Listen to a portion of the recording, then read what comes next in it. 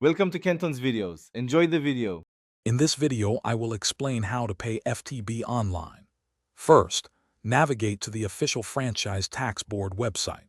Look for the Make a Payment section, usually found prominently on the home page or under a Services menu.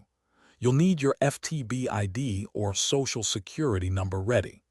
This method offers a secure and efficient way to handle your tax obligations, saving you time and effort compared to traditional mail. It's a straightforward process designed for taxpayer convenience.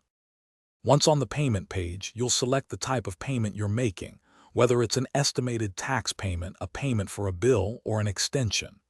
Carefully enter your identification details, ensuring they match your records. Next, choose your payment method. You can typically use a bank account for a direct debit, which is often free, or a credit card, which may incur a small processing fee, usually around 2–3% of the payment amount.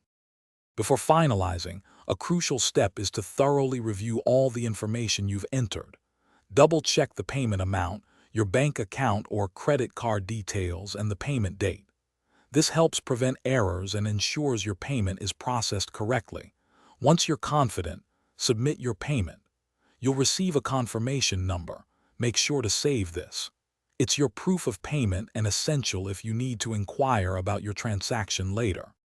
Remember to always pay your taxes before the deadline to avoid potential penalties, which can be significant, often 5% of the unpaid tax plus interest.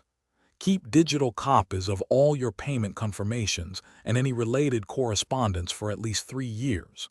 If you encounter any issues, the FTB website has a comprehensive FAQ section and contact information for assistance. Also, for more great deals and to check out the new Kindle Paperwhite, be sure to look for the link in the description below.